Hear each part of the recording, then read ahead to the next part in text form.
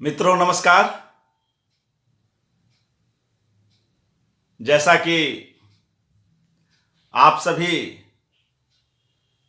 जानते हैं कि आज से जन सुलभ पुस्तकालय कुंवर नारायण जी पर एकाग्र का आयोजन कर रहा है और यह कार्यक्रम मित्रों कई दिनों तक चलेगा, अमूमन 3-4 मार्च तक। आज 19 फरवरी से लेकर कुंवर जी से जुड़े तमाम लोग जो उनके कार्यों से, उनके कार्यों के संपादन से, उनके अनुवाद से और किसी न किसी रूप में उनके जीवन से जुड़े हुए हैं, वे सब एक एक कर इस कार्यक्रम में आएंगे।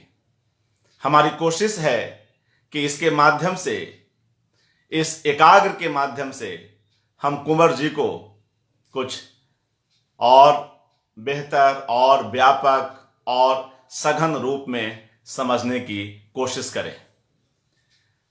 अमित क्रांतिवीर जी नमस्कार, तारावती मीणा जी नमस्कार, और सामने स्क्रीन पर दिख रहे हमारे कई साथी, आप सभी का मैं हार्दिक स्वागत करता हूं। कुंवर जी आप जानते हैं हिंदी और भारतीय साहित्य के एक महत्वपूर्ण हस्ताक्षर हैं। कविता, कहानी, आलोचना, अनुवाद, सिनेमा, कई विधाओं में उनकी दखल है। तो एक एक कर हमारे वक्ता आपके समक्ष होंगे और शुरुआत आज मुझसे ही हो रही है। मेरी कोशिश एक अध्येता और एक आयोजक के रूप में यह रहेगी कि आज मैं अपने वक्तव्य में कुंवर जी के अधिकाधिक पक्षों को आपके समक्ष रख सकूं। इस बीच उन्हें लगातार पढ़ना, समझना और उन पर कुछ लिखना हो पाया है, तो उन सबों को मिलाकर मेरा वक्तव्य आपके समक्ष है। वह कैसा बन पड़ा है यह तो आप सुधी जन ही तय करेंगे। देवांशु पाल जी, कुमार विजय गुप्त जी, हार्दिक धन्यवाद। और हमारे तमाम साथी जो स्क्रीन पर दिख रहे हैं लेकिन जिनके नाम पढ़ने में मुझे कुछ असुविधा होगी, उन सभी का भी धन्यवाद। सुनीता महेश्वरी जी अभिनंदन। मित्रों, समय को जाया न करते हुए हम क्रमशः कुंवर जी पर अपनी बात को आगे बढ़ाते हैं। मैंने इस आलेख का शीर्षक दिया है, अपने इस आलेख का, कुंवर नारायण एक बहुआयामी और बहुस्तरीय रचनाकार। कुंवर नारायण एक ऐसे आधुनिक कवि हैं जिन्हें परंपरा में प्रवेश करते हुए वहां से उसकी समकालीनता के कई तत्व ले आने में दक्षता हासिल है। वे मिथकों की दुनिया को एक एक कर हमारे समक्ष खोलते जाते हैं और उन्हें विचार और क्रियाशीलता के स्तर पर प्रासंगिक बनाते चलते हैं। मुझे लगता है कि कुंवर नारायण का कवि आजीवन अपने रचना कर्म में तमाम जीवन और जीवनेतर संबंधों पर विचार करता और लिखता हुआ लोगों तक पहुंचने में ही स्वयं को सार्थक पाता है। वे स्वयं से लेकर लोक तक पहुंचने की एक पूरी यात्रा करते हैं अलग अलग विधाओं में। वे लगातार मनुष्यता के ऊर्ध्वाधर प्रवृत्ति के आग्रही कवि हैं। वे कविता और साहित्य को उदात्तता से युक्त मनुष्यता की एक सुरक्षित और आरक्षित जगह के रूप में देखते हैं।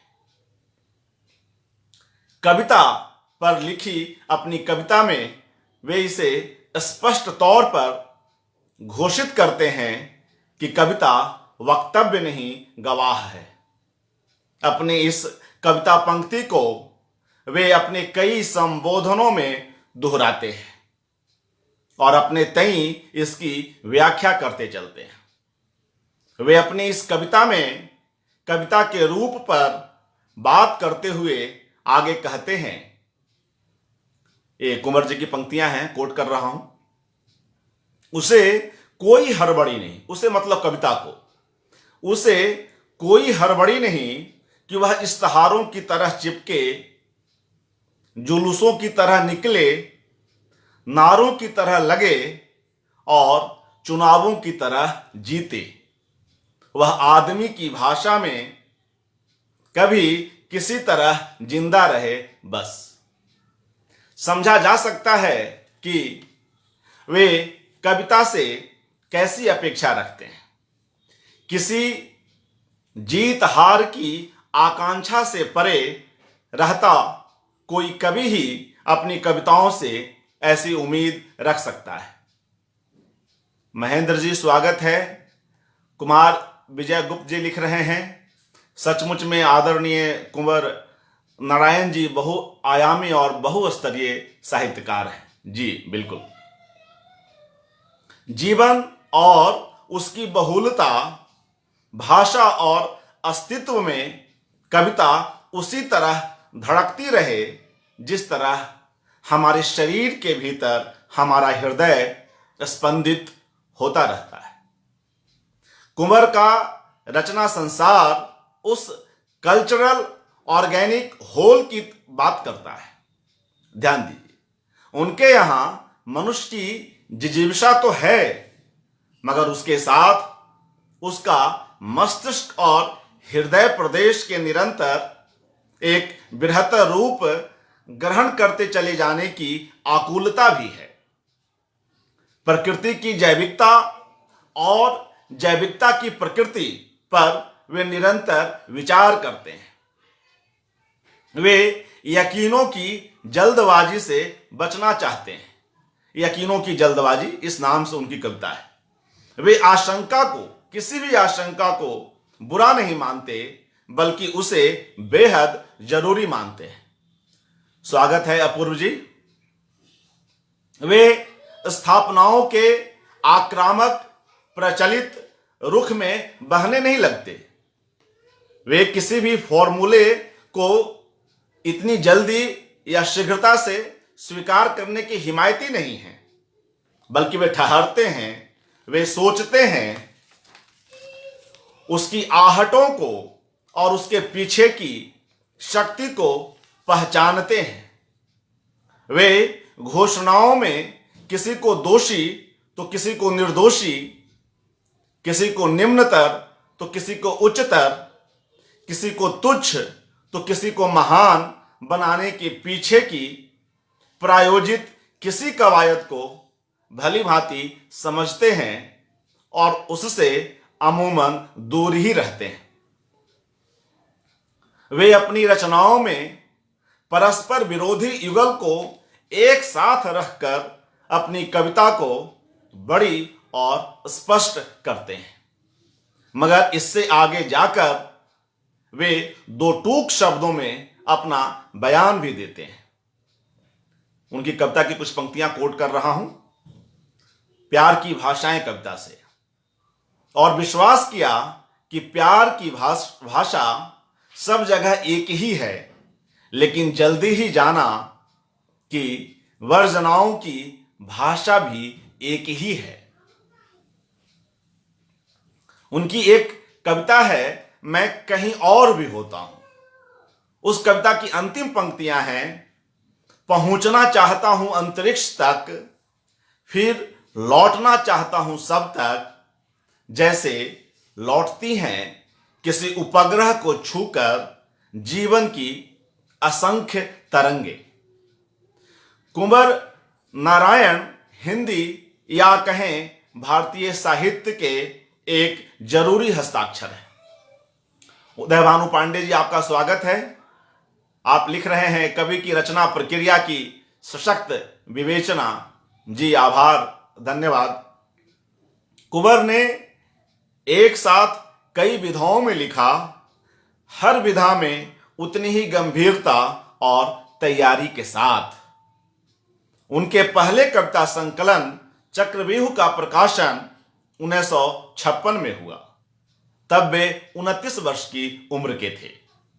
अज्ञे द्वारा संपादित तीसरा सप्तक का प्रकाशन 1959 में होता है, जिसमें कुंवर भी शामिल है। इस महत्वपूर्ण सप्तक में उनके साथ जो अन्य कवि हैं आप जानते हैं, मगर यहां उनके नाम दोहराना कुछ आवश्यक है। कीर्ति चौधरी, सर्वेश्वर दयाल सक्सेना, मदन वात्सायन, प्रयाग नारायण त्रिपाठी, केदारनाथ सिंह और विजय देव नारायण शाही। मित्रों, इस सप्तक में, तीसरे सप्तक में कुंवर जी की 21 कविताएं संकलित हैं। तीसरा सप्तक में आप जानते हैं तार सप्तक से लेकर तीसरा सप्तक तक जो उस संग्रह की उन साझा संकलनों की संकल्पना थी, उसमें कवि का वक्तव्य और कवि की कविताएं इकट्ठा जाया करती थी। कुंवर जी की भी वो भूमिका और उनका वक्तव्य काफी उद्धृत हुआ है। निश्चय ही वह महत्वपूर्ण भी है, मगर समय को बचाते हुए और पुनरावृत्ति से बचते हुए मैं अपने आलेख के उस अंश को छोड़ रहा हूं और आगे बढ़ता हूं। निश्चय ही अपने रचनाकार के आरंभिक दौर से ही कुंवर नारायण अपनी रचना धर्मिता को लेकर स्पष्ट और प्रतिबद्ध नजर आते हैं। वे सृजनरत रहते हुए कुछ ऐसा मूल्यवान और मर्मस्पर्शी रच जाना चाहते हैं जिससे उन्हें सही अर्थ में कोई आध्यात्मिक संतोष प्राप्त हो। स्पष्ट है कि उनके लिए इस आध्यात्मिक संतोष का आलंबन धर्म नहीं बल्कि साहित्य ही है।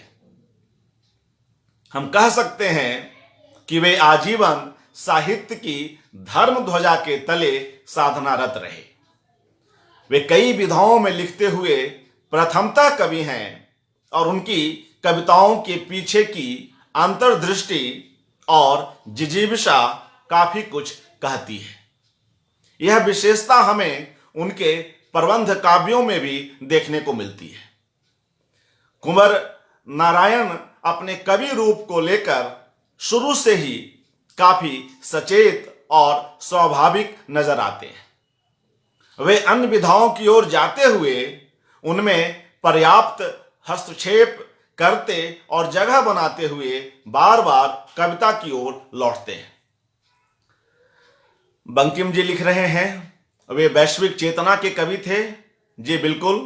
महेंद्र गगन जी लिख रहे हैं मूल्यवान और मर्मस्पर्शी सही आकलन। जी आभार महेंद्र साहब। अमरेंद्र कुमार शर्मा जी स्वागत। वे कवि हैं, कुंवर कवि हैं, इसका एहसास, इसकी जिम्मेदारी उन्हें गहराई तक है और तभी वे ऐसा कर पाते हैं। विनोद भारद्वाज को दिए एक इंटरव्यू में उन्होंने यह बात स्वीकारी और कही है कि उनके लिए कविता लिखना एक अनिवार्यता है। गौतम से अपनी बातचीत में वे एक कदम आगे बढ़ते हैं और कहते हैं कि वे शायद फिर कवि ही होना चाहेंगे। देखिए कितनी बड़ी बात है। अपने कवि पक्ष पर जन्म पार की ऐसी दृढ़ता,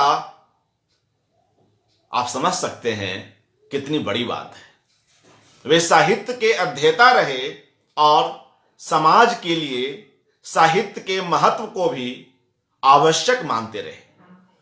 विनोद दास की उनसे हुई बातचीत में वे कहते हैं कि साहित्य का जनवाद राजनीति के जनवाद से ज्यादा पुराना और व्यापक है। मित्रों, ये सभी इंटरव्यू आप मेरे साक्षात्कार 1999 में प्रकाशित संकलन में संकलित हैं और आप वहां से पढ़ सकते हैं और कुंवर जी को उनके विचारों के साथ समझ भी सकते हैं। कुंवर नारायण अक्सर इतिहास और मिथक के माध्यम से अपने आसपास को देखते हैं, जिससे कि उनकी रचनाओं के संदर्भ महत्वपूर्ण, पुरातन और बहुआयामी हो उठते हैं। इसलिए हमने अपने आज के इस आलेख का शीर्षक भी यही रखा। 1965 में प्रकाशित आत्मजयी से लेकर 2015 में प्रकाशित कुमारजीव तक उनके कुल 3 खंड काव्य इसके उदाहरण हैं। वे दर्शन में गहरे पैठ करने वाले रचनाकार हैं और उसको साहित्य की सरल और समझने लायक भाषा में, अनुभूति जन्य भाषा में परोसते हैं, पुनर्प्रस्तुत करते हैं। वे दर्शन को कहीं ना कहीं एक आसान साहित्यिक रूप भी देते हैं, जिससे पाठक सहज ही जुड़ता हुआ चला जाता है।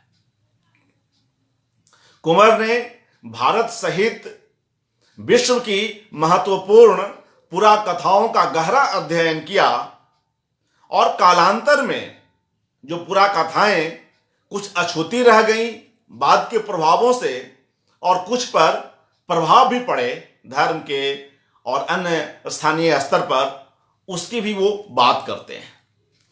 आत्मजयी की अपनी भूमिका में कुंवर इसे स्पष्ट करते हैं। वे ग्रीक पुराकथाओं की और भारतीय पुराकथाओं की तुलना करते हुए कहते हैं। सत्या मिश्रा जी नमस्कार। अमरेंद्र जी लिख रहे हैं, कुंवर नारायण ऐसे कवि व्यक्तित्व रहे जिन्हें खूब खूब प्यार किया जाना चाहिए। जी बिल्कुल, और तभी इस तरह के आयोजन उन पर अक्सरहा होते रहते हैं और जन सुलभ भी उस दिशा में ऐसी ही एक छोटी सी कोशिश कर रहा है।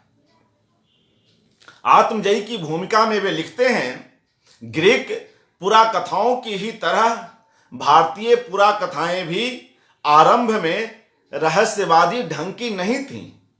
ध्यान दीजिए, मनुष्य और प्रकृति के बीच बड़े ही घनिष्ठ संबंधों का रोचक और जीवंत कथा रूप थी। लेकिन आज हिंदू धर्म और हिंदू पौराणिक अतीत को अलग कर सकना लगभग असंभव है, जबकि ग्रीक पुराकथाएं ईसाई धर्म और यूरोपीय रहस्यवाद से लगभग अछूती रही। हम जानते हैं कि आत्मजयी कठोपनिषद पर आधारित उनकी प्रबंध कृति है। नचिकेता उसका काव्य नायक है और नचिकेता को उसके पिता वाजश्रवा जब वो नचिकेता बार बार एक ही सवाल करता है, तुम मुझे किसको दे रहे हो, तुम मुझे किसको दे रहे हो, तो वह इस सवाल से तंग आकर और क्रोध में कहता है, मृत्यवे त्वा ददामी, मैं तुम्हें मृत्यु को देता हूं।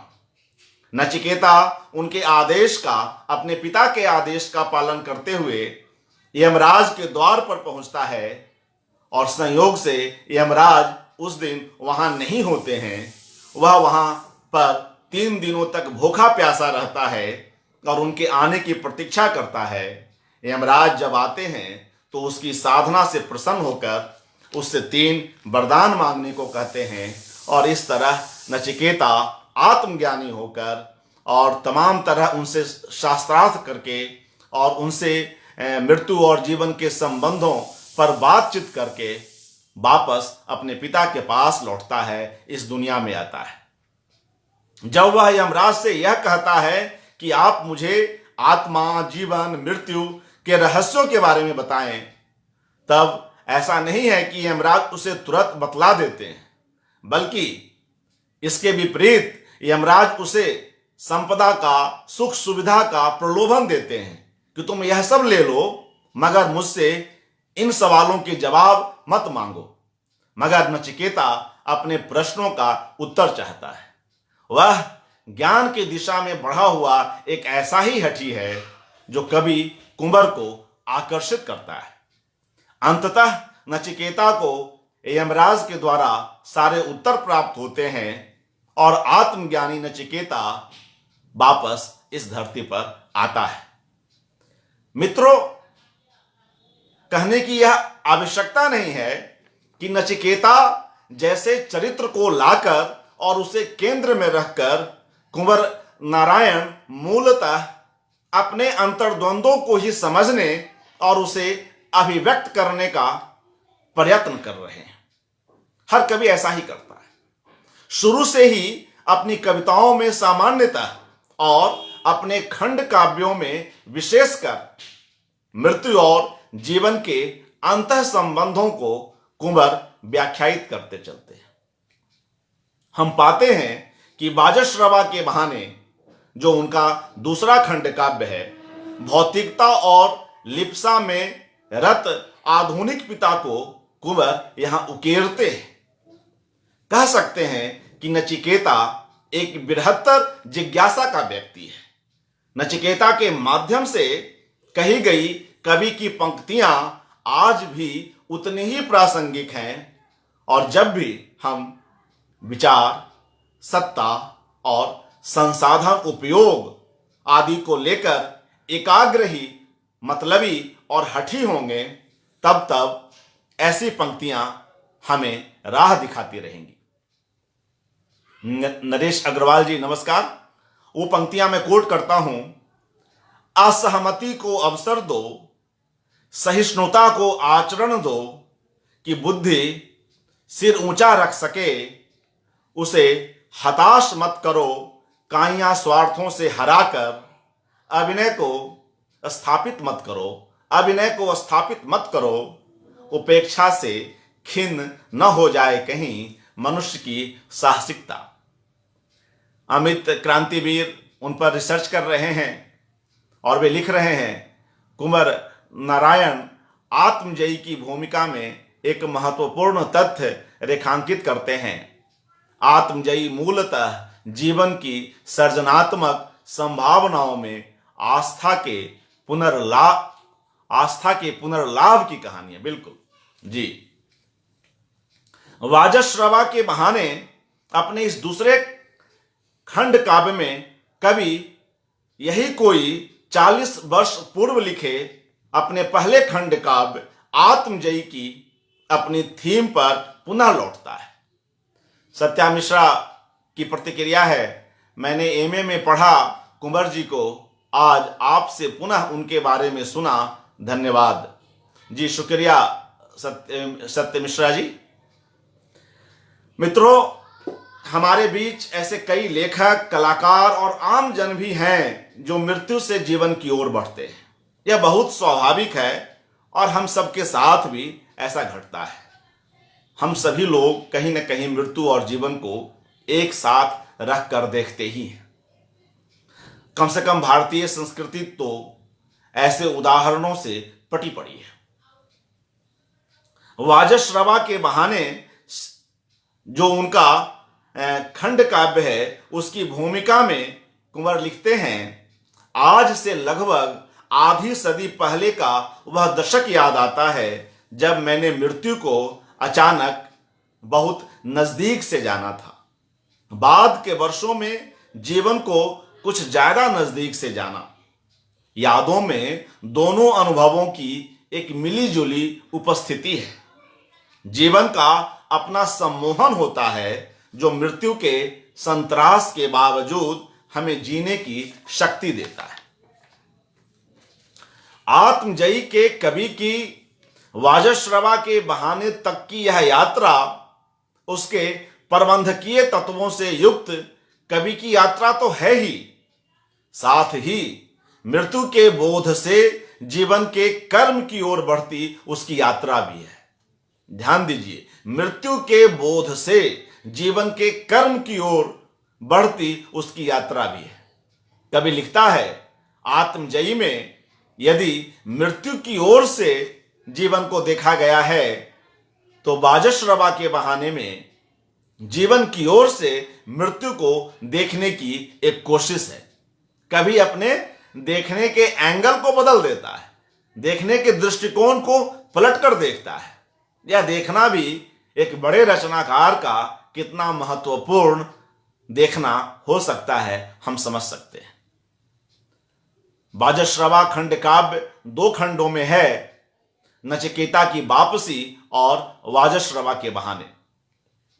ये जो इन खंडों के जो अध्याय हैं वे भी काफी रोचक हैं। अमित क्रांतिवीर लिख रहे हैं, मृत्यु इस पृथ्वी पर जीव का अंतिम वक्तव्य नहीं है। कुंवर नारायण को उद्धृत कर रहे हैं, जी शुक्रिया। नचिकेता की वापसी के अध्यायों के नाम सुनते चले, आह्वान, कवियो मनीषा, असंख्य नामों के ढेर में उसे याद आने लगे अपने कई जीवन, वह उदय हो रहा पुनः। इस सभी अध्यायों के नाम ही हमें इस खंड काव्य को पढ़ने के लिए आकर्षित करते हैं। एक अन्य आरंभ, वे 2 लगते हुए भी एक ही थे, सुदूर अतीत में पिता से गले मिलते। आह्वान अध्याय में प्राणों को बार बार लौट आने का आह्वान किया गया, बहुत ही खूबसूरत और बहुत ही काव्यात्मक तरीके से। वह जाने कहां कहां चला गया था, वह जहां जहां गया है हर जगह से उसके पुनः लौटने का आह्वान है। कुछ पंक्तियां देखें, लौट आओ प्राण पुनः हम प्राणियों के बीच, तुम जहां कहीं भी चले गए हो हमसे बहुत दूर, वात में निर्वात में, निर्झर में निपात में, व्याप्ति में समाप्ति में, लौट आओ प्राण पुनः हम प्राणियों के बीच, तुम जहां कहीं भी चले गए हो। इसी तरह वाजश्रवा खंड के जो अध्याय हैं उनके भी नाम सुनते चलें। विस्तार से यहां चर्चा संभव नहीं है, चूंकि यह एक विहंगम दृष्टि में डाल रहा हूं, तो कम से कम ये अध्यायों के नाम इसलिए भी सुना रहा हूं कि आप में से जो लोग इसे पढ़ेंगे या पुनः पढ़ेंगे उनके लिए कुछ आकर्षक हो।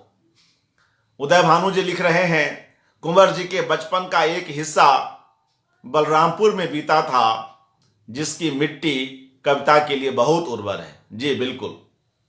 पंकज बोस लिख रहे हैं, आत्मजयी और वाजश्रवा के बहाने एक तरह से पूरक कृतियां हैं। जी आप सही कह रहे हैं।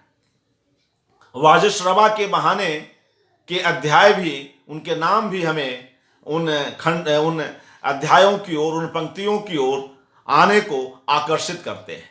मसलन, एक व्यामोह का अंत, उपरांत जीवन, अच्छा हुआ तुम लौट आए, जब मैं व्यस्त था तुम्हें खोकर मैंने जाना, पुनः एक की गिनती से अपनी सोच को सोचता है एक मैं, अपना वह दूसरापन, 3 रातें, और यह अवसान नहीं शब्दों का परिसर। तो ये देखते हैं कि किस तरह से पिता पुत्र के संबंधों के बहाने वे कितनी तरह की बातें करते हैं और कितने तरह के अंतर्द्वंद्वों को उकेरते हुए मिथकों की समकालीनता को सिद्ध करते हैं, उन्हें पुनः अपने हिसाब से प्रासंगिक बनाते हैं। रजत कृष्ण जी लिख रहे हैं, हृदय स्पर्शी कविता। जी बिल्कुल। अब हम उनके तीसरे खंड काव्य कुमारजीव पर भी कुछ चर्चा कर लें, जो 2015 में प्रकाशित हुआ। कुमारजीव, जैसा कि आप जानते हैं, चीन के बौद्ध विद्वान थे, अनुवादक थे, और उनके पिता भारतीय मूल के ही थे, मां चीनी थी। कुमारजीव के पिता कुमारायण को ऐसा माना जाता है कि वे संभवतः कश्मीर से थे और उनकी मां चीन की एक राजकुमारी थी। कुमारजीव को केंद्र में रखकर कुंवर नारायण काफी कुछ लिखते हैं, और कई बार हम देखते हैं नचिकेता को केंद्र में लें, कुमारजीव को केंद्र में लें, कवि निश्चय ही स्वभावतः और संघर्ष के स्तर पर भी उनसे अपने को एकाग्र करता चलता है। तभी इनके बहाने से वह अपनी बात कह रहा होता है। वह किसी पूरा कथा को हमारे समक्ष हूबहू रखने का उपक्रम नहीं कर रहा होता है, बल्कि उसके बहाने वह अपने ही अंतर्द्वंद्वों को किसी न किसी मिथक के साथ जोड़कर उसे एक बृहत्तर रूप देता हुआ चलता है। कुंवर नारायण अपनी कविताओं पर, अपनी रचनाओं पर, किसी भी विधा में लिखें, सिनेमा पर लिखें, कहानी लिखें, पर्याप्त मेहनत करते हैं। और जब खंड काव्य की बात आती है तब तो उनकी मेहनत बरसों बरस की होती है। चाहे आप उसके प्रकाशन से जोड़कर न देखें, क्योंकि वे प्रकाशन को लेकर बिल्कुल ही जल्दी नहीं करते, बल्कि काफी हद तक उदासीन भी रहते हैं। वह उदासीनता लेखक की कोई निष्क्रिय उदासीनता नहीं है। उसे शायद यह लगता हो कि हम इसे और बेहतर और परिपक्व कर सकें। इसलिए प्रकाशन के माध्यम से हम उनके श्रम को सिर्फ नहीं समझ सकते हैं, चूंकि वे जानबूझकर एक लंबा अंतराल रखते हैं। कुमारजीव खंड काव्य भी उनकी इसी साधना का एक फल है। ये वही कुमारजीव हैं जिन्होंने 300 से अधिक बौद्ध धर्म ग्रंथों का अनुवाद किया और उस पर अपनी टीका टिप्पणी की, और बौद्ध धर्म की महायान शाखा के प्रचार प्रसार में उनकी एक महत्वपूर्ण भूमिका रही। कुमारजीव के उनके समय का जो सामाजिक, सांस्कृतिक और राजनीतिक जीवन था, वह कई तरह की हलचलों से भरा हुआ था। काल और जीवन की उन तमाम अस्थिरताओं के बीच कुमारजीव अविचलित भाव से अपने कार्य में लगे रहे। कुंवर को उनकी यह साधना आकर्षित करती है और इस खंड काव्य को लिखने के लिए प्रेरित करती है। कुमारजीव के इस समन्वय कौशल और धैर्य ने हमारे कवि को प्रभावित किया। प्रतिकूल परिस्थितियों में कुमारजीव का इतना बड़ा जो उनका अवदान रहा, 300 से अधिक ग्रंथों के अनुवाद का और टीका टिप्पणी का, और महायान की प्रचार प्रसार की व्यवस्था से जोड़ने का, निश्चय ही कुंवर जी जो हैं वो उनसे प्रभावित हुए बगैर नहीं रह सके। कुमारजीव के लिए जब वे कैशोर में थे, तब किसी अरिहंत ने यह भविष्यवाणी की थी कि अगर यह लड़का विवाह न करे तो एक बहुत बड़ा उपदेशक बन सकता है। मगर कुमारजीव विवाह करते हैं और उपदेशक तो नहीं, अनुवादक जरूर बनते हैं। और वे जानबूझकर ऐसा करते हैं। उन्हें लगता है कि इंद्रियों पर नियंत्रण से कहीं अधिक जरूरी है कि हम ज्ञान के प्रकाश को अधिक से अधिक लोगों तक पहुंचा सके। आजीवन ज्ञान के आलोक से वह अपने परिवेश को आलोकित रखना चाहते थे। लिंग, धर्म, धन आदि के आधार पर ऊंच नीच की किसी भी श्रेणी को कुमारजीव अस्वीकृत करते हैं। उनके लिए दुनिया में सिर्फ दो ही श्रेणी है, ज्ञानी और अज्ञानी का। लेकिन जरा रुकिए, वे ज्ञान के आकाशीय वायवीय अभिमान में जीते हुए कोई व्यक्ति नहीं है, कोई महाज्ञानी या पंडित नहीं है, बल्कि न ही वे अज्ञानियों को हेय की निगाह से देखते हैं, बल्कि उन अज्ञानियों तक भी ज्ञान के अपने दिए को लेकर पहुंचते हैं। वह कुमारजीव बराबरी को समुत्सुक एक नायक है। ध्यान दीजिए, कुमारजीव बराबरी को समुत्सुक एक नायक है। वही बराबरी और समता जिसके पैरोकार कुंवर नारायण आजीवन रहे, अपने साहित्य को उसी के आसपास रचते रहे। कुमारजीव एक अनुवादक के रूप में भिन्न भाषाई संस्कृतियों के बीच सेतु बनता है। और इस तरह से जब उन्हें यह लगता है कि संस्कृत के जो शब्द, संस्कृत के जिन शब्दों में संगीत का प्रभाव है वह अनुवाद में, चीनी भाषा में अनुवाद होते हुए उस तरह से ध्वनित नहीं हो रहा है, तब वह महान चीनी भाषा में भी यथावश्यक परिवर्तन करते हैं। और मित्रों, लोग उनके इस परिवर्तन को स्वीकारते भी हैं। तो जाहिर है कुमार जीव का यह चरित्र, उनका यह काम कुंवर नारायण की दृष्टि में हमेशा रहा। और यह हिंदी साहित्य के लिए अच्छा हुआ कि उन्होंने कुमार जीव पर ऐसा महत्वपूर्ण खंड काव्य रचा। कुमार जीव जीवन में नकारात्मक पक्षों पर अपनी ऊर्जा को व्यय करने से बचते हैं। वे किसी भी सीधी मुठभेड़ से बचते हैं। कुछ लोग इसमें उनकी कायरता भी देखते हैं, मगर जरा ध्यान दीजिए कि अगर वे ऐसा नहीं करते, या आज का कोई ऐसा व्यक्ति जो नकारात्मक शक्तियों की जगह सकारात्मक शक्तियों की ओर अपनी ऊर्जा को सुचारू रखता है, तो क्या वे इतना काम कर पाते? अमित क्रांतिवीर लिख रहे हैं, कुमार जीव 2015 कुंवर नारायण के सृजन कर्म का महत्वपूर्ण काव्यात्मक पड़ाव है। इसमें कवि ने अप्रतिम बौद्ध अनुवादक कुमार जीव के जीवन संघर्ष को सृजनात्मक भाषा द्वारा अत्यंत मार्मिक अभिव्यक्ति दी है। कोई भी बुद्ध या कुमार जीव कभी मरता नहीं, वह एक विचार का जीवन है। जी बिल्कुल, आप सभी मित्र जुड़े हुए हैं, अच्छा लग रहा है। मित्रों, मिथकों की दुनिया, कुंवर जी के यहाँ मिथकों की दुनिया सिर्फ भारतीय उपमहाद्वीप और उसकी संस्कृति तक सीमित नहीं रही है, बल्कि उनमें वैश्विक दुनिया के कई मिथक आसानी से और सहजता से प्रवेश करते चलते हैं। ट्यूनीशिया का कुआं शीर्षक कविता की हम इन पंक्तियों को देख सकते हैं।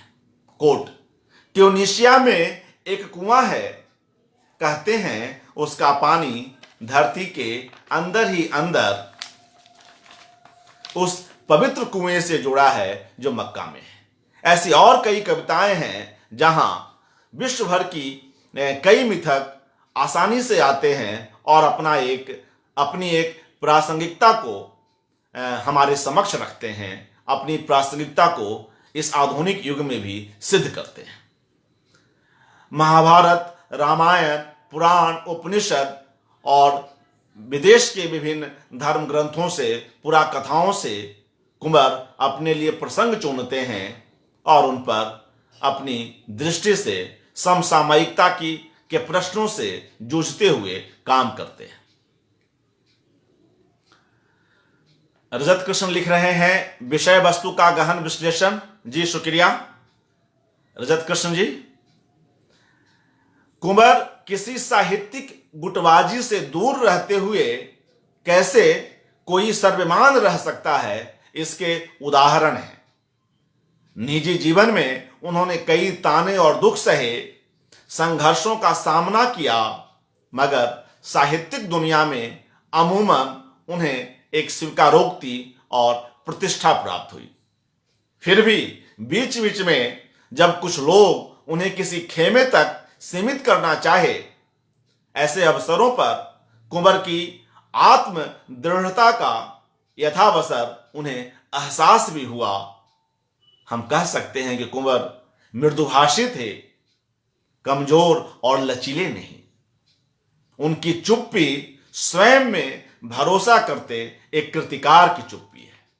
वे अपने एक इंटरव्यू में कहते भी हैं कि कोई भी रचनाकार, वे अपने लिए भी कहते हैं और किसी भी बड़े रचनाकार पर यह बात लागू हो सकती है कि वह समय और प्रति समय में रहता है।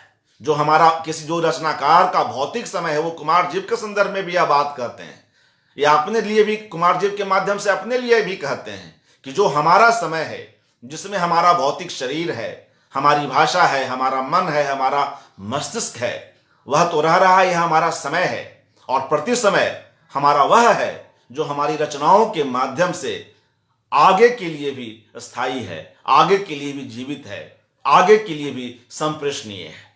कुंवर नारायण अपने समय और प्रति समय को लेकर एक सजग रचनाकार है।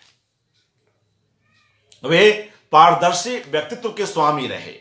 बहुत कम ऐसे सर्जक होते हैं जो अपनी रचना और अपने जीवन में इस तरह की अभेदता को स्थापित कर सकें, जहां कोई भेद न रह पाए, जहां भेद विलुप्त हो जाए। कुंवर जी यह कर पाए। उनकी वैज्ञानिक और दार्शनिक सोच उनकी रचनाओं में अभिव्यक्त है। उनका सर्जक देश की आजादी के साथ सक्रिय होता है और 20वीं शताब्दी के कई दशकों से होता हुआ 21वीं शताब्दी के दूसरे दशक के उत्तरार्ध तक सक्रिय रहता है।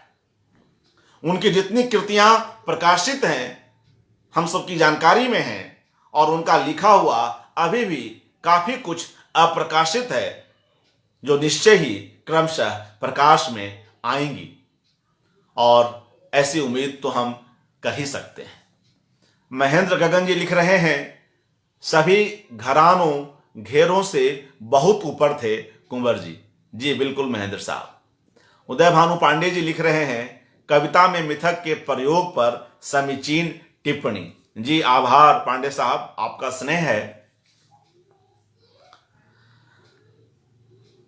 मित्रों, इस बात को थोड़ा आगे और बढ़ाते हैं और हम उनकी कुछ और रचनाओं पर बात करते हैं और कोशिश करते हैं कि उनके रचना समग्र को पर एक विहंगम दृष्टि डाल पाएं। आप जानते हैं कि चक्रव्यूह उनका पहला कविता संग्रह है जो 1956 में प्रकाशित हुआ, और सब इतना असमाप्त उनका 7वां कविता संग्रह है जो 2018 में प्रकाशित हुआ। जब मैं कविता संग्रह की बात कर रहा हूं, इन 7 कविता संग्रहों की, तो इसमें उनके 3 खंड काव्यों को अलग रखकर बात कर रहा हूं। आकारों के आसपास और बेचैन पत्तों का कोरस उनके 2 कहानी संग्रह हैं जो क्रमशः 1971 में और 2018 में प्रकाशित हुए। आलोचना के क्षेत्र में भी कुंवर के काफी कार्य हैं और उनकी 3 पुस्तकें हैं, आज और आज से पहले 1998, दिशाओं का खुला आकाश 2012, रुख 2014, और एक निबंध संग्रह है उनका शब्द और देशकाल 2013। विश्व सिनेमा पर वे लगातार लिखते रहे। विनोद भारद्वाज जी, प्रयाग शुक्ल, रघुवीर सहाय, निर्मल वर्मा, इन सब के साथ विभिन्न फिल्म महोत्सवों में जाते रहे और अपने हिसाब से लखनऊ में रहें, दिल्ली में रहें, बाहर जाएं, अपनी रुचि के सिनेमा से जुड़ते रहे और उन पर टिप्पणी करते रहे। उसका भी एक संकलन लेखक का सिनेमा नाम से प्रकाशित है जो वर्ष 2017 में आया। इसी तरह कुंवर नारायण जो कुमार जीव जैसे अनुवादक पर इतना बड़ा खंडकाव्य लिख चुके हैं, तो वे स्वयं भी अनुवादक की भूमिका में भी रहे और उन्होंने विश्व के 30 कवियों की कविताओं का हिंदी में अनुवाद किया, जिस संग्रह का नाम है न सीमाएं न दूरियां। यह संग्रह 2017 में प्रकाशित हुआ। और जब वे साहित्य अकादमी संवत्सर व्याख्यान में के 14वें अवसर पर बोल रहे थे, तो उनके उस विस्तृत वक्तव्य की एक पुस्तिका भी प्रकाशित हुई, साहित्य के कुछ अंतर विषयक संदर्भ। यह पुस्तिका वर्ष 2003 में प्रकाशित हुई। इस बीच गोविंद गौतम जी लिख रहे हैं, मैं एक बार पढ़ लूं। मित्रों, मैं यह कमेंट इसलिए भी पढ़ता हूं कि आप जानते हैं जन सुलभ के सारे लाइव यूट्यूब पर अपलोड होते हैं, वहां ये कमेंट नहीं दिखते हैं, इसलिए समय निकालकर मैं स्वयं अभी मिल रही प्रतिक्रियाओं को यहाँ पढ़ लेता हूँ ताकि वे वहाँ भी दर्ज हो सकें। जन सुलभ पर आने वाले आप सभी वक्ताओं से भी मेरा यह निवेदन रहेगा कि अगर संभव हो और उन्हें सुविधा हो तो ऐसा अवश्य करें, ताकि जब यह वीडियो YouTube पर जाए तो वहाँ भी हमारे साथियों के, रचनाकारों के, भावुकों के कमेंट्स उपलब्ध रह सकें। गोविंद जी लिखते हैं, कुंवर जी की मृतकों के प्रति दृष्टि को समावेशी समझा जाना चाहिए, जिसमें मनुष्यता इतनी सुंदरता से गुम्फित एवं गुंजित है कि उनमें विविध परंपराओं एवं स्रोतों को एक सूत्रता से पिरोया गया है। कुंवर जी की कविताओं में वैविध्य है, किंतु अद्भुत रूप से अद्वैत की तरफ अग्रसर है, जहां मनुष्य दूसरे अस्तित्वों के प्रति करुण और गरिमापूर्ण आचरण को प्रधानता दे सके, क्योंकि बकौल उनके कोई दूसरा नहीं। जी शुक्रिया गोविंद गौतम जी। डॉक्टर मीनाक्षी स्वामी जी नमस्कार। अपने पहले कविता संकलन चक्रव्यूह में कुंवर जी इस किताब को 4 खंडों में व्यक्त करते हैं। लिपटी परछाइयां, चिटके स्वप्न, शीशे का कवच और चक्रव्यूह। हम देखते हैं कि ऐसा वे अपनी अधिकांश पुस्तकों के साथ करते हैं। वे खंडों में अपनी पुस्तक को बांटते हैं और ऐसा वे सायास करते हैं। इसके पीछे उनके रचनाकार की एक व्यवस्था दिखती है और इसके माध्यम से वे पाठकों के लिए एक सुविधा भी उत्पन्न करते चलते हैं। शंपा शाह जी स्वागत है। आप लिख रही हैं, साहित्य के अलावा कला की अन्य विधाओं, सिनेमा, संगीत, चित्रकला की भी गहरी समझ थी कुंवर नारायण जी को। जी बिल्कुल। 4 खंडों के इनाम मित्रों, हर खंड की उनकी शुरुआती कविताएं हैं। इस संग्रह में कुछ प्रेम कविताएं भी हैं। मैं एक वानगी के लिए सृजन के क्षण नाम की उनकी एक प्रेम कविता को यहां रख रहा हूं। उनकी कुछ पंक्तियों को, अंतिम पंक्तियां हैं सृजन के क्षण की।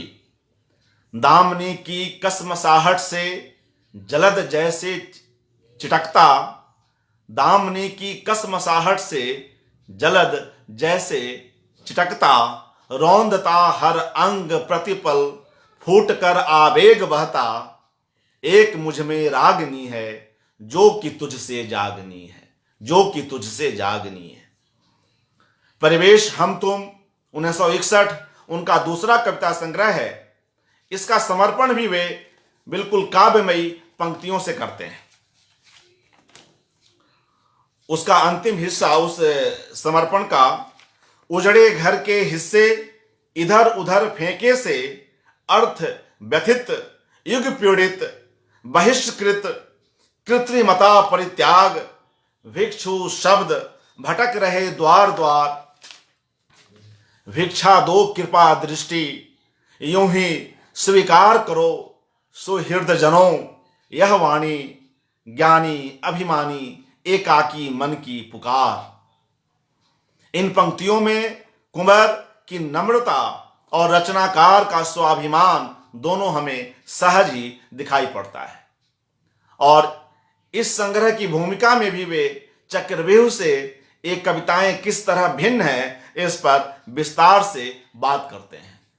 मैं जानबूझकर उस अंश को छोड़ रहा हूं ताकि हम उनकी अन्य कृतियों की ओर भी लौट सके। मित्रों, परिवेश हम तुम की समीक्षा मुक्तिबोध ने की थी, जो श्रीकांत वर्मा की पत्रिका कृति के दफ्तर में कहीं खो गई थी। बाद में उसे माध्यम पत्रिका के नवंबर 1964 के अंक में यथावत छापा गया, जो निश्चय ही अधूरा ही था। और यह उनकी मुक्तिबोध की यह समीक्षा जो उन्होंने परिवेश हम तुम पर लिखी थी, को आप मुक्तिबोध रचनावली के खंड 5 में पढ़ सकते हैं। कोई दूसरा नहीं, कविता संग्रह कुंवर नारायण का एक महत्वपूर्ण कविता संग्रह है, जिस पर उन्हें साहित्य अकादमी पुरस्कार भी प्राप्त हुआ। यहां जल्दी में अजीब वक्त है क्या वह नहीं होगा सरीखी कविताएं हैं।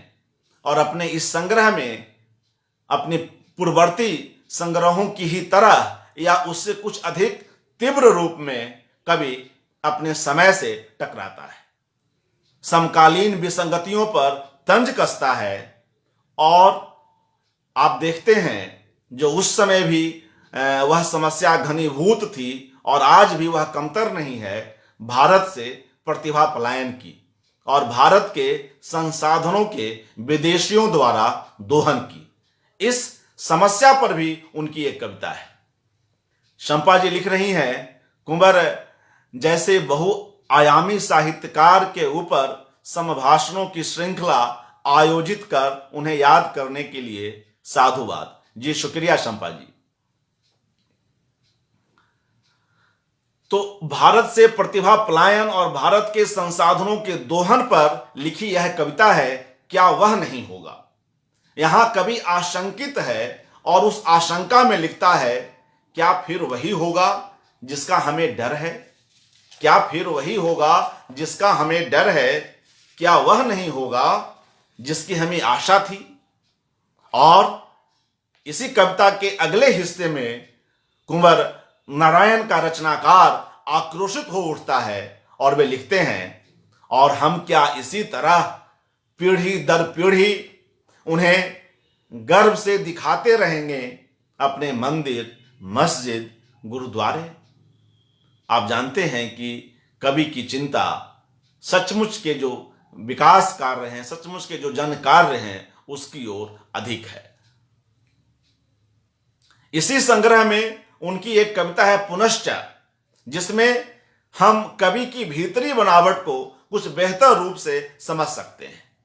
पुनश्च कविता और ऐसी दूसरी कविताएं इस बात की गवाही देती हैं कि कुंवर किसी भी बनी बनाई राह पर चलने से इनकार करते हैं।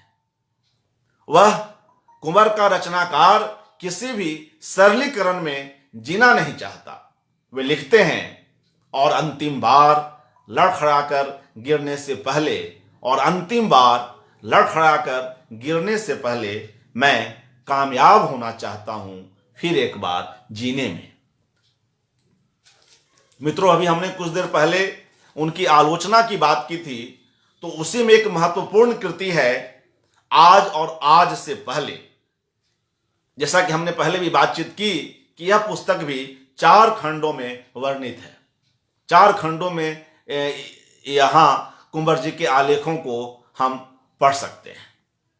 इस किताब में कुंवर जीवन और साहित्य, अतीत और परंपरा, आधुनिकता और सार्वभौमिकता, समकालीन मनुष्य और उसके नैतिक आयाम, रोमांटिसिज्म और समकालीनता, जनरुचि और कविता की भाषा, सामाजिक यथार्थ और कविता का आत्मसंघर्ष, पाठक और नई कविता रूप और कथ्य, कविता में मानवीय संबंधों के आधार जैसे कई जरूरी विषयों पर अपनी बात लिखते हैं, अपनी बात रखते हैं।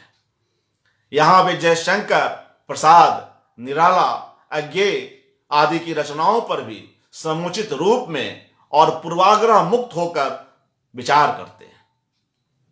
उनकी आलोचकीय दृष्टि हिंदी पत्रिकाओं में पुस्तक समीक्षा के परिदृश्य पर भी जाती है। वे बिल्कुल समसामयिक रूप से जागरूक और उन परिस्थितियों का भी अवलोकन करने से नहीं चूकते। एक लेखक को समझने में जो उनकी भूमिकाएं हैं पुस्तकों की, वो बहुत महत्वपूर्ण है।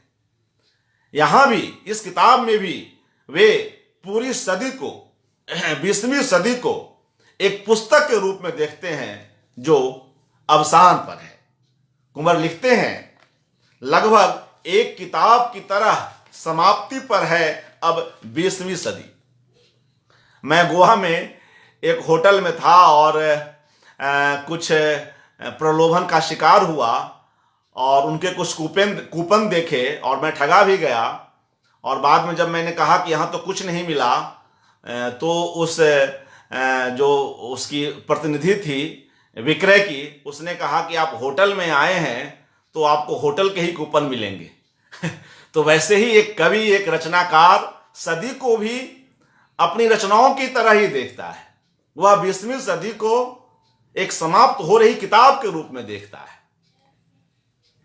वे लिखते हैं, कोट, इसके अंतिम दशक को हम किसी महागाथा के अंतिम परिच्छेद की तरह पढ़ सकते हैं। उत्तर उपनिवेशवाद, उत्तर संरचनावाद, उत्तर आधुनिकतावाद, उत्तर मार्क्सवाद, मानो एक उत्तर कथन में पूरी सदी अपना सार संक्षेप दे रही हो। एक बार तो ऐसा लगता है गोया 20वीं सदी ने हमें अपने इतिहास से ही मुक्त कर दिया हो। पुराने अनुबंधों से छूटकर हम अब एक ऐसी जगह खड़े हैं जहां से नई राहें फूटती हैं और हम सहसा तय नहीं कर पा रहे कि हमारे लिए कौन सा रास्ता ठीक है। संकट दिशाहीनता का उतना नहीं जितना शायद ढेरों विकल्पों में से किसी एक या दो को चुनने का है। आसान यह भूमिका मैं जानबूझकर पढ़ रहा हूं क्योंकि इसमें भी हम कुंवर नारायण के व्यक्तित्व को समझने के कुछ सूत्र पाते हैं। आसान फैसला तो यही जान पड़ता है कि जिधर सब जा रहे हम भी उसी तरफ चलें।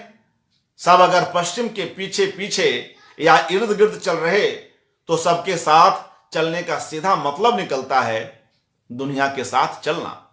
लेकिन दुनिया का मतलब अब न तो सिर्फ पश्चिम रह गया है, न सबके साथ चलने का अर्थ सबकी तरह हो जाना है।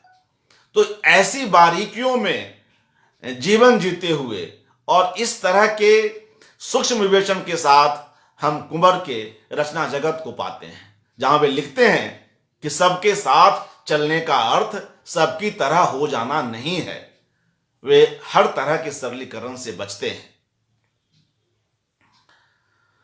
और अब मैं कुछ बात उनकी एक और पुस्तक लेखक का सिनेमा जो 2017 में प्रकाशित हुई उसमें भी वे कई बातें लिखते हैं और कई तरह के सिनेमा से जुड़े उनके आलेख हैं, तो वो आप निश्चय ही उनको पढ़ सकते हैं।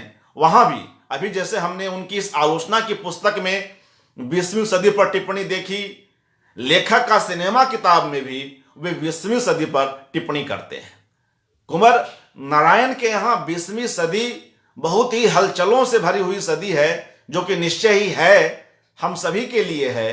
मगर एक रचनाकार अपनी भूमिकाओं में, अलग अलग पुस्तकों की भूमिकाओं में, अलग अलग विधाओं की पुस्तकों की भूमिका में इस बात को रेखांकित करता है तो उसके कुछ और अर्थ निकलते हैं और हमारा ध्यान उस ओर भी जाता है। इस किताब में भी वो 20वीं सदी की बात करते हैं और लिखते हैं कि 20वीं सदी तीव्र अंतर विरोधों की जटिल सदी रही है। दो भीषण महायुद्धों के साथ एक छोर पर हिटलर का विध्वंसात्मक हिंसा का अतिवाद तो दूसरे पर गांधी का अहिंसात्मक सत्याग्रह। इसी के साथ मार्क्स, फ्रायड, आइंस्टीन आदि के विचारों का इतना बड़ा प्रभाव रहा कि उसने लगभग सभी कलाओं और साहित्य पर स्थायी असर डाला। डॉक्टर मीनाक्षी जी लिख रही हैं, बहुत शानदार बात जी, शुक्रिया। गोविंद गौतम लिख रहे हैं, अर्पण जी आपको सुनना सुखद है क्योंकि आपने शानदार तैयारी की है। पता नहीं, छोटी सी कोशिश है। यहाँ तमाम हमारे वरिष्ठ जुड़े हुए हैं। आपके पास सार्थकता एवं निर्छिण विवेक से पगी बातें हैं। आपको बहुत प्रेम और सम्मान भिजवाया जा रहा है। जी शुक्रिया गोविंद जी, आपका स्नेह ही है। मित्रों, हम जानते हैं कि कुंवर जी अपने इसी वक्तव्य में आगे लिखते हैं और कहते हैं कि सिनेमा एक संपूर्ण कला है। और निश्चय ही यह बात कई लोग कहते हैं।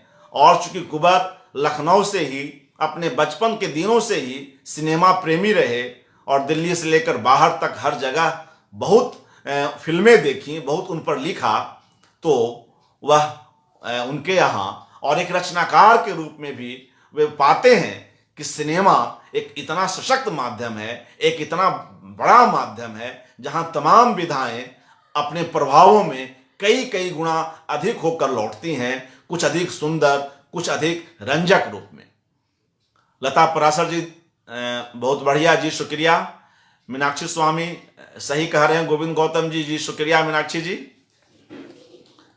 अब आप जानते हैं मित्रों कि कुंवर नारायण के 2 कहानी संग्रह भी प्रकाशित हैं, और जैसे कि पहले बातचीत हुई, वे अपने किताबों के प्रकाशन को लेकर बहुत सक्रिय नहीं रहे। उस तरह कहानियां खूब लिखी, अलग तरह से लिखी, और उस समय के उनके समकालीन कहानीकारों ने भी उनकी कहानियों पर बहुत तरह की प्रतिक्रियाएं दी, महत्वपूर्ण प्रतिक्रियाएं दी।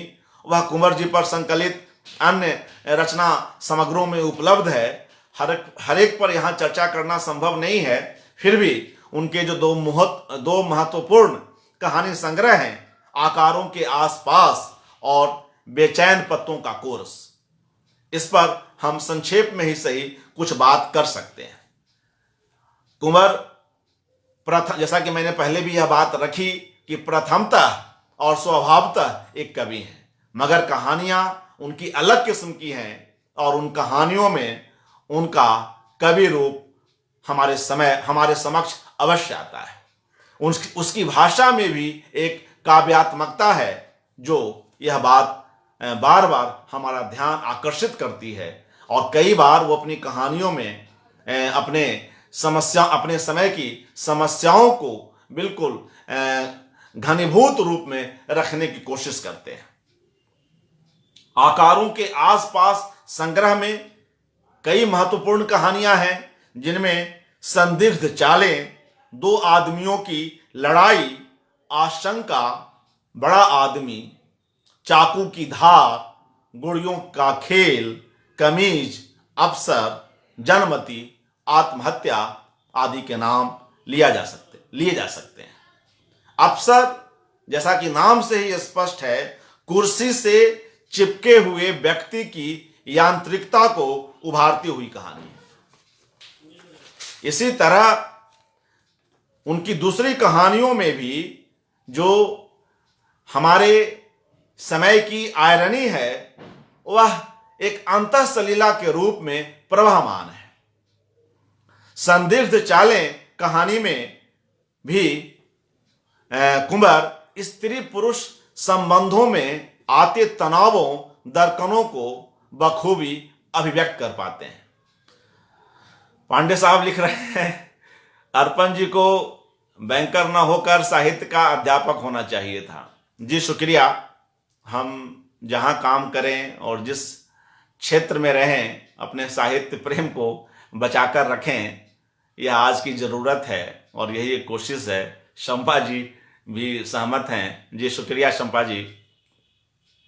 आकारों के आसपास कहानी संग्रह पर केंद्रित अपने आलेख, मानवीय संबंधों की परिभाषाएं में नेमित चंद्र जैन उनकी कहानियों की विशेषताओं पर बात करते हुए लिखते हैं, कुंवर की कहानियों में यथार्थ और फैंटेसी के बीच लगातार आवाजाही है। दरअसल फैंटेसी और यथार्थ की मिलावट के अलग अलग रूप और अनुपात से ही इन कहानियों का अपना अलग अलग रंग पैदा होता है। यह यथार्थ और फैंटेसी का यह सम्मिश्रण, यह समन्वय, यह आवाजाही उनके नवीनतम कथा संग्रह बेचैन पत्तों का कोरस की कहानियों में भी हम देखते हैं। और इस तरह से हम पाते हैं मित्रों, मुझे लगता है कि काफी समय भी हो गया है, अब मुझे समाप्त करना चाहिए। और कुंवर नारायण के कुछ ये जो महत्वपूर्ण पक्ष थे, उन पर संक्षेप में ही सही यह चर्चा हो पाई। अनुवादक पक्ष पर भी कुछ संकेत हमने किए ही थे, और अंत में यही कहूँगा कि उनका एक संपादक का भी एक महत्वपूर्ण पक्ष रहा, जिसमें वे नया प्रतीक, युग चेतना और छाया नट के संपादक मंडल में भी शामिल रहे।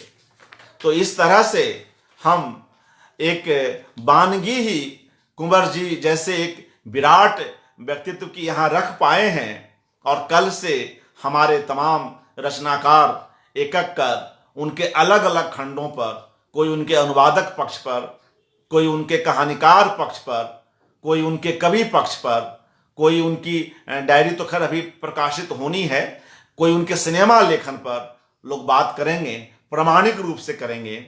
उनसे जुड़ी तमाम स्मृतियां हैं जो हमारे साथीगण और हमारे इस एकाग्र के आगे के वक्ता हमसे साझा करेंगे। आप सभी लोग जुड़े, आप सभी का हार्दिक अभिनंदन। और मुझे लगता है कि मैंने कुछ ज़्यादा ही समय ले लिया है, तो बस अब मैं सोचता हूं कि विदा लूं। और महेंद्र गगन जी की टिप्पणी आ रही है, कुंवर जी के रचनाकार पर सार्थक आलेख का वाचन। जी शुक्रिया महेंद्र साहब, आप सभी लोगों का स्नेह है। आप आगे के भी कार्यक्रम देखें।